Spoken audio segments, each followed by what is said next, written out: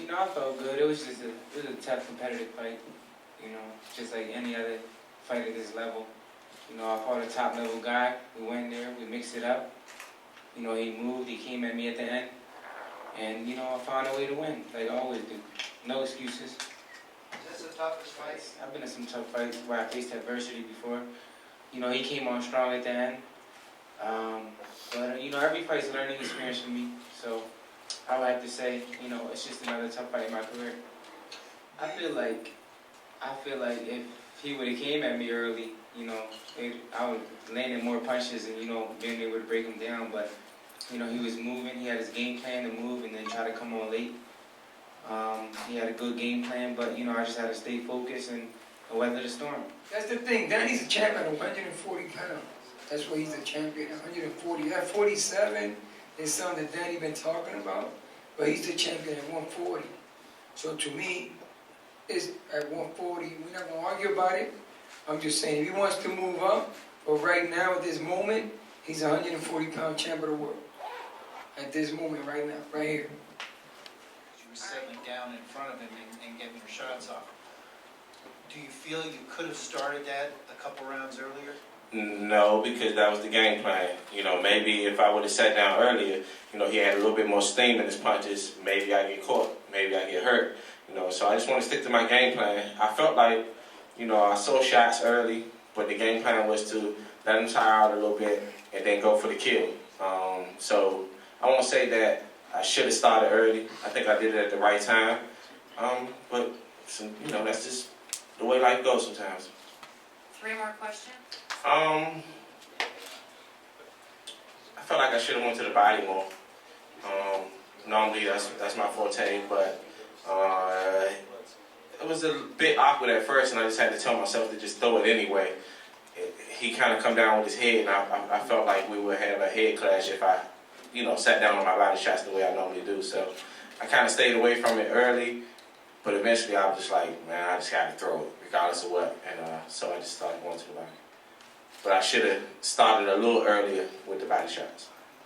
Well, like I said before, no, listen, Al is the man. I love him, you know, I even love him more because he stepped up for me and my family big time, you know, in a time of need. This is a guy that I've known, you know, shortly after I really came in the game. I got all, you know, the trust in the man, and I definitely want to see a rematch, without a doubt. And if not Danny, like Lamont always say, you know, and he been chasing Danny for a long time, all he can do is hope for a rematch. And if we can get that, definitely we would love to do it again. I don't care where we do it at. I just want to see it done. Out of all the controversy, Do you think that a lot of these judges don't realize what that means when a boxer has ring generalship and an aggressive guy is supposed to be an effective aggressor? I definitely think there is room for improvements. We all have seen fights that in our minds and in our eyes, the other guy won. And then you sit there scratching your head saying, what are they looking at? It was the same thing in the amateurs with us. The only thing that I think that we all need to do, in order to make a better fight, I need to be a better trainer, better teacher. And in order to judge fights better, I think the officials need to be better judges. You can never go back, you know, in reverse time. If that could happen, then all of us go back and change something in our life. The only thing we can do now is look forward, and definitely you'll see him back in the ring. Like I said, Lamont is unscathed. If we need to go back next week, we can go back next week.